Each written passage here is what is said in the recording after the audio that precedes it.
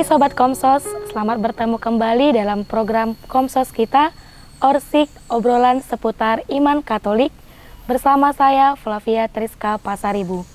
Nah Sobat Komsos, pada kali ini kita akan membahas mengenai Yesus yang dipersembahkan di Bait Allah bersama seorang Romo yang memang sudah sering mengisi program Komsos kita. Nah, apa kabar Romo? Kabar baik Flavia. Ya Romo, boleh diperkenalkan kembali Romo dirinya, siapa tahu banyak Sobat Komsos yang belum mengenal. Silakan Romo. Halo Sobat Komsos yang terkasih dimanapun saudara-saudari berada. Saya Pastor Nikolaus Sitanggang, tinggal di Biara Kapusin Mela, di dekat Tapian Nauli ini, tidak jauh dari katedral kita. Biara Kapusin Mela ini adalah menjadi tempat pendidikan calon-calon kapusin. Para novis kapusin saat ini dididik di sini, dan saya bertugas untuk mendampingi mereka sebagai magister novis untuk provinsi atau kustodi kapusin Sibolga. Baik, terima kasih Romo. Kita mulai saja Romo, silakan memimpin kita membuka. Kita awali dengan doa pembuka Romo. Oke. Marilah kita berdoa dalam nama Bapa dan Putra dan Roh Kudus. Amin. Bapa yang maha baik, pada pesta Yesus dipersembahkan di Kenisa, kami menyadari bahwa hidup kami ini adalah persembahan bagimu. Dengan berbagai profesi yang kami jalani sebagai umat beriman, entah sebagai umat awam, kaum religius yang terpanggil, para imam, dan para pelayan gereja yang lain, adalah tugas untuk mempersembahkan hidup kami kepadamu. Semoga persembahan kami dengan berbagai profesi yang kami hidupi, setiap perjalanan dan pelayanan hidup kami sungguh menjadi persembahan bagimu. Semoga pendengar setia renungan-renungan di Komsos Keuskupan Sibolga ini juga menjadi persembahan yang harum bagimu lewat cara hidup mereka masing-masing. Hadirlah Engkau dalam renungan hari ini, dalam obrolan tentang iman kami, sehingga kami dapat memperoleh sesuatu yang indah dalam pertemuan kami dan dalam pertemuan kami dengan Engkau sendiri. Kami mau mempersembahkan hidup kami lewat salah satu cara hidup yang telah Engkau berikan kepada kami. Kami mohon ini dengan pengantaraan Kristus Tuhan kami. Amin. Dalam nama Bapa dan Putra dan Roh Kudus. Amin. Baik, terima kasih Romo sudah mengawali kegiatan kita kali ini dengan berdoa. Boleh mohon kesediaan Romo untuk membacakan mengenai Injil Yesus yang dipersembahkan di Bait Allah.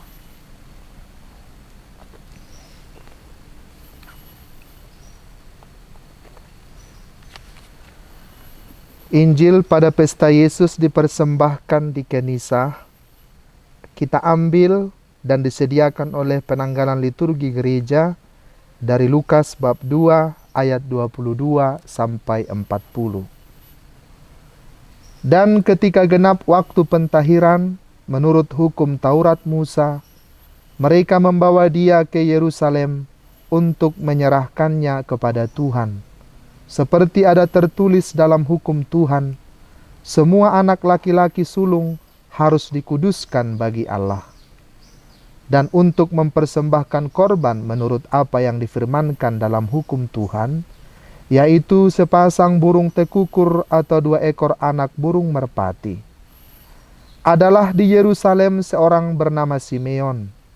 Ia seorang yang benar dan saleh, yang menantikan penghiburan bagi Israel.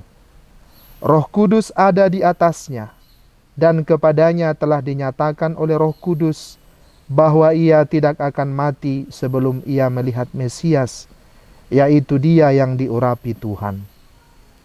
Ia datang ke Bait Allah oleh Roh Kudus. Ketika Yesus anak itu dibawa masuk oleh orang tuanya untuk melakukan kepadanya apa yang ditentukan hukum Taurat, ia menyambut anak itu dan menatangnya sambil memuji Allah, katanya, "Sekarang Tuhan, biarkanlah hamba-Mu ini pergi dalam damai sejahtera, sesuai dengan firman-Mu. Sebab mataku telah melihat keselamatan yang daripada-Mu, yang telah Engkau sediakan di hadapan segala bangsa, yaitu terang yang menjadi penyataan bagi bangsa-bangsa lain dan menjadi kemuliaan bagi umat-Mu Israel. Dan bapa serta ibunya amat heran akan segala apa yang dikatakan tentang dia. Lalu Simeon memberkati mereka dan berkata kepada Maria, ibu anak itu, sesungguhnya anak ini ditentukan untuk menjatuhkan atau membangkitkan banyak orang di Israel, dan untuk menjadi suatu tanda yang menimbulkan perbantahan, dan suatu pedang akan menembus jiwamu sendiri, supaya menjadi nyata pikiran hati banyak orang. Lagi pula di situ ada Hana, seorang nabi perempuan anak Fanuel dari suku Aser. Ia sudah sangat lanjut umurnya. Sesudah kawin ia hidup 7 tahun lamanya bersama suaminya, dan sekarang ia janda dan berumur 84 tahun. Ia tidak pernah meninggalkan bait Allah dan siang malam beribadah dengan berpuasa dan berdoa. Demikianlah sabda Tuhan. Terpujilah Kristus. Terima kasih Romo. Dari bacaan Injil tadi Romo, kira-kira apa yang bisa dibagikan kepada Sobat Komsos di rumah mengenai Yesus yang dipersembahkan di bait Allah tadi? Oke, saudara-saudari terkasih, sahabat Komsos yang dikasihi oleh Tuhan, pesta Yesus dipersembahkan di Kenisa ini menjadi suatu momen di mana kita juga diajak untuk bermenung bahwa hidup kita ini berasal dari Allah. Kita tidak pernah dari diri kita sendiri menginginkan adanya keberadaan kita. Keberadaan kita adalah karena Allah menginginkan kita berada. Hidup ini kita terima dari Allah, dan semuanya dikembalikan kepada Allah. Pesta Yesus dipersembahkan di Kenisa mengingatkan kita bahwa seluruh hidup kita harus menjadi persembahan bagi Allah. Dan gereja mengangkat pesta Yesus dipersembahkan di Kenisa ini juga adalah momen di mana kita juga menyadari bahwa lembaga hidup bakti adalah suatu persembahan yang total kepada Allah. Maka pesta Yesus dipersembahkan di Kenisa juga disebut sebagai pesta untuk para anggota lembaga hidup bakti, di mana kita memperbaharui komitmen diri kita, persembahan diri kita kepada Allah. Rasul Paulus dalam suratnya kepada jemaat di Roma mengatakan bahwa persembahan yang benar adalah persembahan di mana kita mempersembahkan hati, budi, seluruh diri kita sebagai persembahan yang kudus kepada Allah. Dengan tidak menyesuaikan diri dengan mentalitas dunia, kita telah mempersembahkan hidup kita kepada Allah. Santo Paulus mengajak kita semua untuk menjadikan diri kita, hidup kita, moralitas kita menjadi persembahan yang hidup dan benar serta harum kepada Allah. Oleh sebab itu, entah kita menjadi anggota lembaga hidup bakti, entah mempersembahkan diri lewat satu hidup dalam sakramen perkawinan, mendidik putra dan putri kita, kita juga lewat salah satu cara itu menjadikan hidup kita persembahan kepada Allah. Pesta Yesus dipersembahkan di Kenisa ini mau mengajak kita kembali untuk merenungkan, menyadari, menghayati bahwa hidup kita ini kita terima dari Allah, dan hendaknya dengan hati yang tulus ikhlas lewat pelayanan kita, cara hidup kita, panggilan kita, entah apapun profesi kita, menjadi suatu persembahan yang benar dan wangi serta harum bagi Allah. Oleh sebab itu, saudara-saudariku yang terkasih, mari kita jadikan momen pesta gereja ini, pesta Yesus dipersembahkan di Kenisa ini, menjadi momen juga untuk kita memperbaharui komitmen diri kita untuk mempersembahkan hidup kita lewat cara hidup, pelayanan atau profesi yang telah kita hidupi saat ini. Paus Fransiskus pada saat mengeluarkan satu surat apostolik pada tahun 2019 untuk mengingatkan tentang Natal di gereja, dan pada tahun ini 2023 sejak bulan Desember sampai Februari pada pesta Yesus dipersembahkan di Kenisa 2 Februari, Paus Fransiskus memberikan kesempatan kepada umat beriman untuk menerima indulgensi penuh pada pesta Yesus dipersembahkan di Kenisa dengan cara berdoa di depan kandang Natal yang dibuat oleh para Fransiskan, mengakukan dosa, menerima komuni, dan mendoakan wujud-wujud Sri Paus. Dengan itu, momen pesta Yesus dipersembahkan di Kenisa pada 2 Februari 2024 ini menjadi momen juga yang indah bagi kita. Kita menerima pengampunan dari segala dosa-dosa kita dengan mengikuti syarat-syarat yang telah diberikan oleh Paus Fransiskus untuk seluruh umat beriman. Maka saudara-saudariku terkasih, selain membaharui komitmen kita, marilah kita juga membaharui hidup kita dengan hidup dalam pertobatan, agar persembahan kita kepada Allah menjadi persembahan yang hidup dan benar serta harum bagi Allah. Amin. Baik, terima kasih Romo untuk pencerahannya.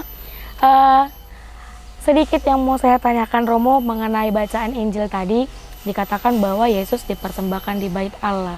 Nah, ketika Yesus dipersembahkan di bait Allah itu kan Maria dan Yosef kan membawa sepasang burung.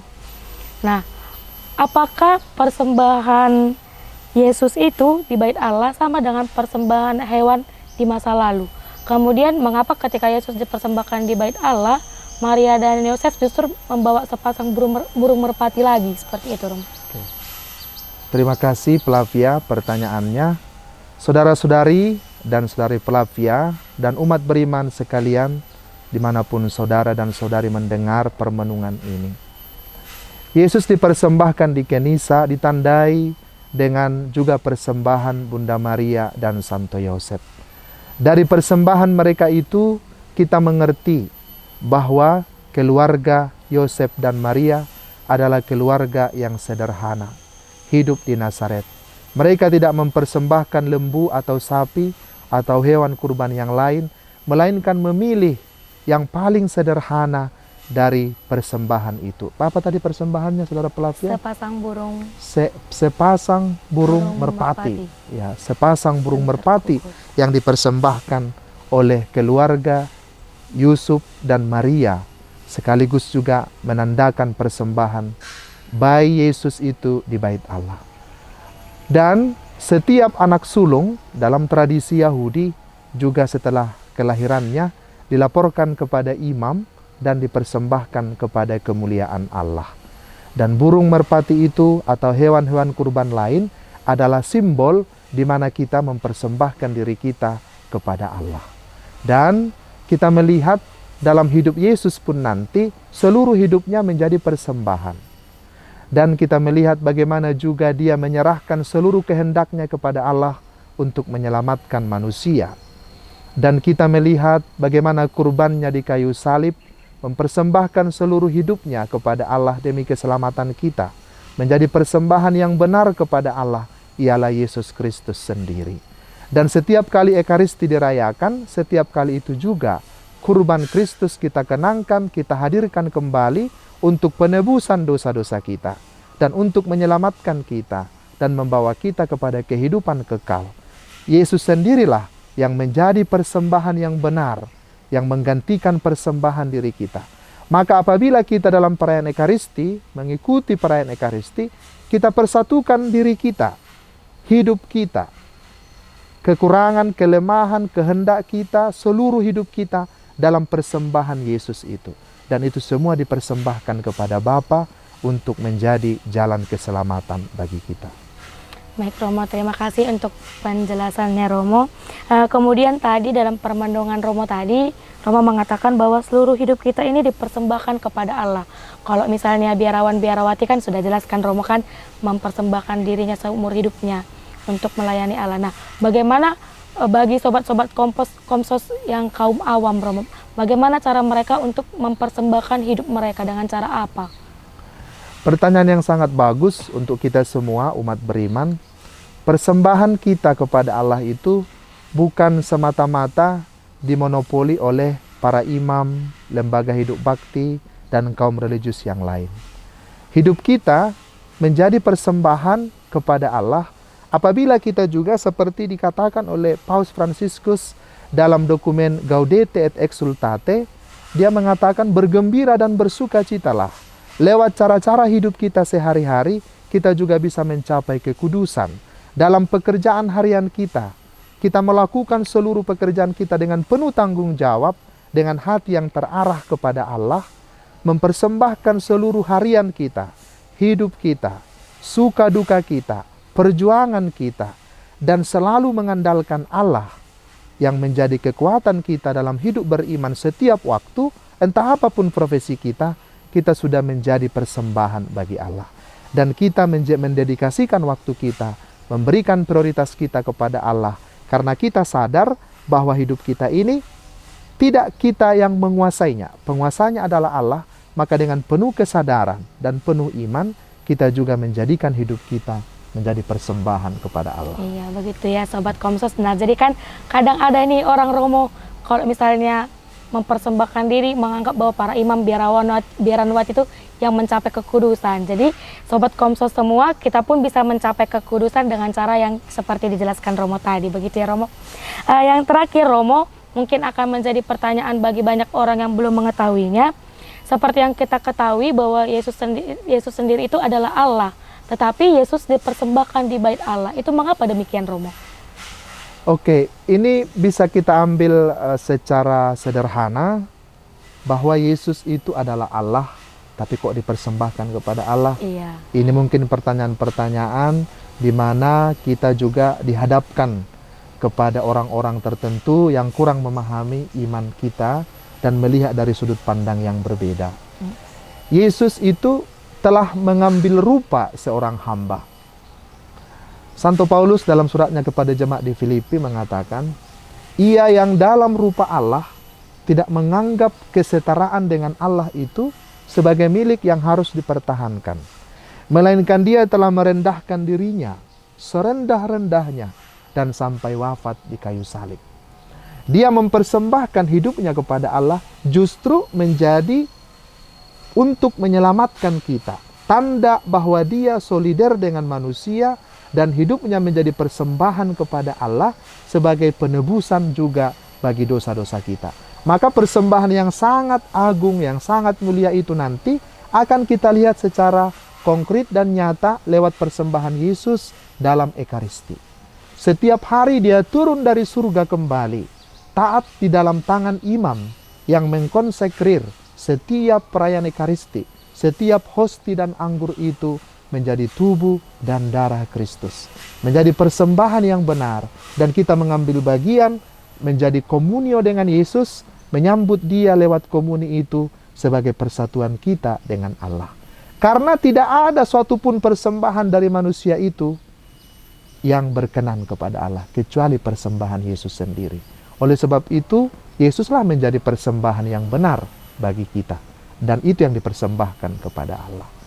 Oleh sebab itu kita sebagai umat beriman mengerti bahwa persembahan Yesus di bait Allah itu yang dipersembahkan oleh Maria dan Yosef sebagai juga awal dari representasi Yesus nanti akan mengorbankan dirinya sendiri bagi keselamatan kita. Tidak cukup hanya dipersembahkan di Kenisa. Dia juga mempersembahkan hidupnya di kayu salib. Menyerahkan seluruh hidupnya untuk keselamatan kita. Baik, terima kasih Romo. Berarti erat kaitannya dengan Allah Tritunggal seperti itu ya Romo ya? Ya, Allah Tritunggal kita melihat bahwa Bapa sebagai penyelenggara segala sesuatu, Allah Putra yang mengambil rupa sebagai seorang hamba dan manusia menjadi persembahan kepada Allah sebagai penebusan bagi dosa-dosa kita. Oke, baik, terima kasih banyak Romo. Kemudian Romo, apakah persembahan Yesus di bait Allah ini dapat mempengaruhi kehidupan orang-orang yang percaya? Bagaimana itu Romo?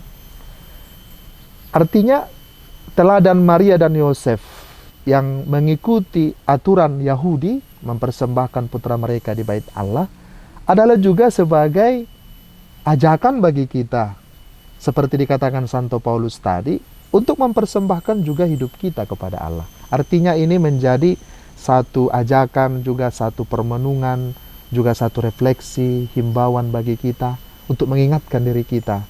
Ternyata hidupku ini juga harus menjadi persembahan kepada Allah lewat profesi yang saya hidupi, yang saya jalani. Dengan tetap memiliki iman yang benar kepada Allah dengan cara mempersembahkan hidup kita lewat pekerjaan harian kita, rutinitas kita, cara beriman kita, dan sebagainya. Dan secara khusus di keuskupan kita sangat menekankan bagaimana komunitas basis gereja itu bisa berkembang di setiap komunitas itu. Bagaimana kita memberi waktu kita untuk datang ber-KBG, untuk mendengarkan sabda Tuhan, untuk bersharing. Itu juga bagian persembahan waktu kita. Kita berikan waktu kita juga kepada sesama.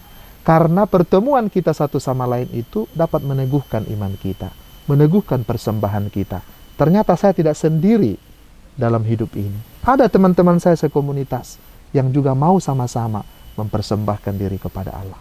Dan kita ingat bahwa doa itu seperti nyala api. Kalau nyala api itu dinyalakan oleh satu orang, doa itu satu orang, nyala api itu akan semakin besar nyalanya dan bisa menerangi banyak apabila kita nyalakan bersama-sama. Jadi bila kita berkumpul bersama di KBG kita, di komunitas kita, mempersembahkan diri kita kepada Allah lewat doa kita, lewat amal kasih kita, lewat sharing rohani kita, itu semuanya memperteguh juga satu sama lain persembahan kita kepada Allah. Baik, terima kasih banyak Romo untuk penjelasan-penjelasannya yang memang sangat membantu sobat-sobat Komsos dalam memahami peristiwa Yesus dipersembahkan di Bait Allah. Nah, Romo, boleh diberikan kesimpulan dari semua yang Romo sampaikan tadi kepada sobat Komsos sebagai penutup? Oke, mungkin kalau dikatakan kesimpulan, para sobat Komsos bisa juga, tapi juga mungkin ajakan bagi kita semua. Mari kita semakin menyadari bahwa hidup kita ini hanya memiliki arti apabila kita mampu mempersembahkannya kepada Allah. Dan kita ingat persembahan Yesus itu telah menjadi persembahan untuk keselamatan kita. Maka mari kita memberi waktu, memberikan juga Allah bekerja dalam diri kita, lewat pelayanan kita, cara hidup kita, lewat panggilan kita, entah sebagai seorang bapak dalam rumah tangga, seorang ibu, seorang guru, dokter, pelajar. Mari kita memberikan waktu kita, mempersembahkan waktu kita kepada Allah. Ingat seperti dikatakan Paus Fransiskus, kekudusan itu pada zaman modern adalah di mana kita menghayati pekerjaan-pekerjaan kita ini sebagai persembahan kepada Allah. Kita lakukan dengan penuh tanggung jawab, sembari hati kita tetap terarah kepada Tuhan sebagai persembahan. Baik, terima kasih Romo. Demikian Sobat Komsos, pertemuan Komsos kita dalam program obrolan seputar iman Katolik pada episode kali ini. Kita tutup kegiatan kita pada saat ini dengan doa dan berkat dari Romo.